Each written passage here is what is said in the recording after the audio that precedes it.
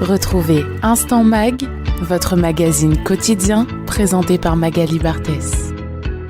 S'il y avait une journée à retenir, elle serait celle-ci. La journée nationale de la résistance, commémorée chaque 27 mai. Et quel lieu plus symbolique que le wagon du souvenir du site mémorial du Camp des Milles pour honorer l'esprit de résistance et les figures aixoises qui l'incarnent. La cérémonie s'est tenue à l'invitation de Bruno Cassette, sous-préfet d'Aix-en-Provence, de Sophie Joissin, maire d'Aix-en-Provence, d'Alain Chouraki, président de la Fondation du Camp des Milles, Mémoire et Éducation, ainsi que de l'Association nationale des anciens combattants et amis de la résistance et de l'Union des déportés du Pays d'Aix.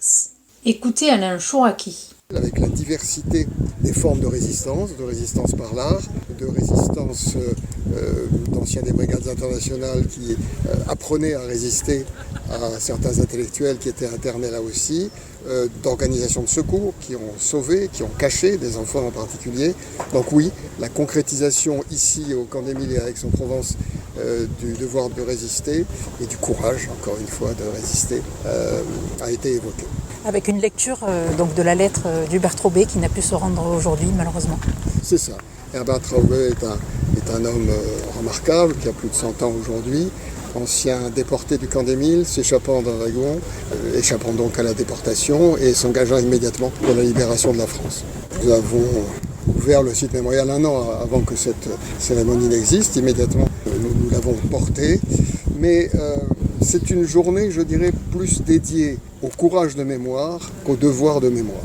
Il y a un devoir de mémoire, il y a un travail de mémoire, mais il doit alimenter un courage de mémoire, c'est-à-dire le courage tous les jours d'appliquer les leçons de cette histoire. Il faut de plus en plus résister parce que nous voyons à nouveau se remettre en place les mécanismes auxquels se sont opposés les résistants que nous commémorons aujourd'hui.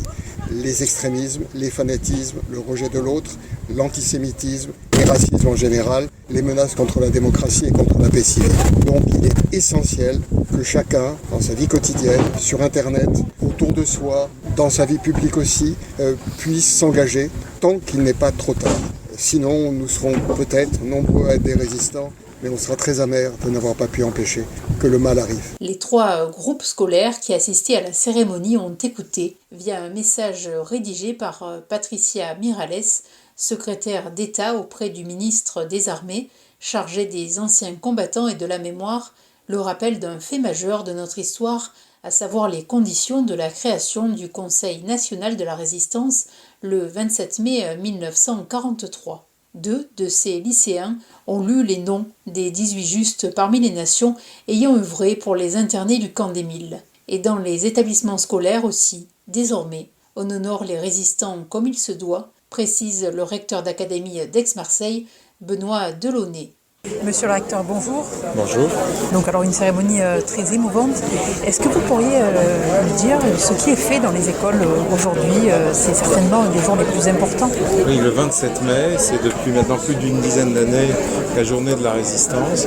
Et donc dans les écoles, en particulier dans les collèges et dans les lycées, on a des moments de travail autour de cette période importante et du rôle qu'ont joué les résistants. Résister, ça prend de multiples formes et notamment chacun dans sa vie peut faire quelque chose pour résister. C'est aussi ça le message de l'éducation. Et comment s'illustre ce travail j'imagine qu'il prend différentes formes, que ce soit, dans les écoles primaires, collèges, lycées.